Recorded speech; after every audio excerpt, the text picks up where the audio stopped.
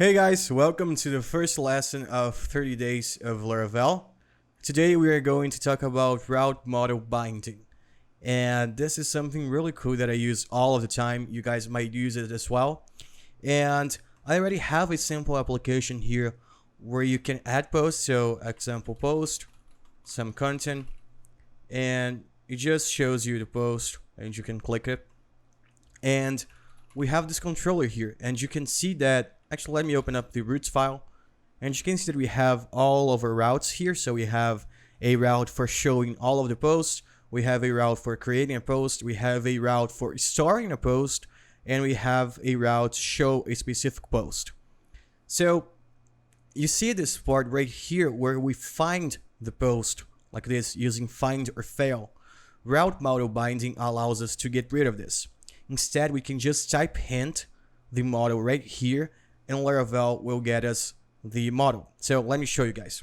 I'm just going to pass in the class that we want here, which is post, and I'm going to dump and hide this, and it's not going to work. Let me show you guys. I'm going to click here, and we got a post, but you can see that it doesn't have any data. It's just a fresh instance of post. We want to get the post with ID 1. And the way we can do this is by simply changing this to post. And I'm going to explain it to you guys. So you can see that now we have a post and we can actually get rid of this. And it works.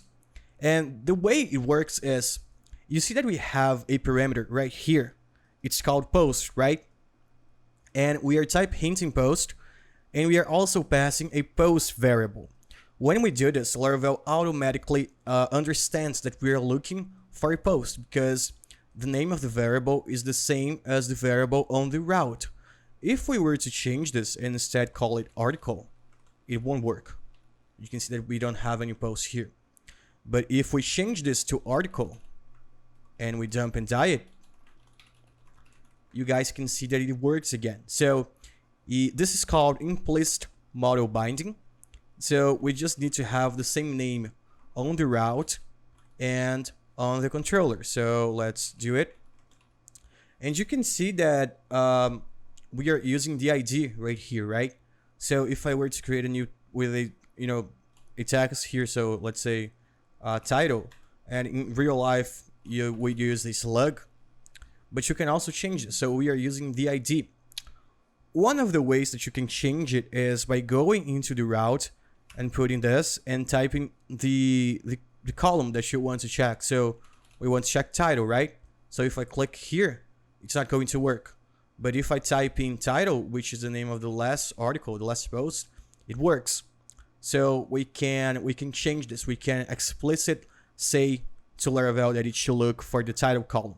But we can also do this implicitly. So if you want to use a different column for your methods, for your resources, you can go into the model and you can write this method, get route key name. And you're just typing the column that you want to check. So whenever you want to do implicit model binding, but you don't want to use the ID, you can override it here. So if I were to type in title,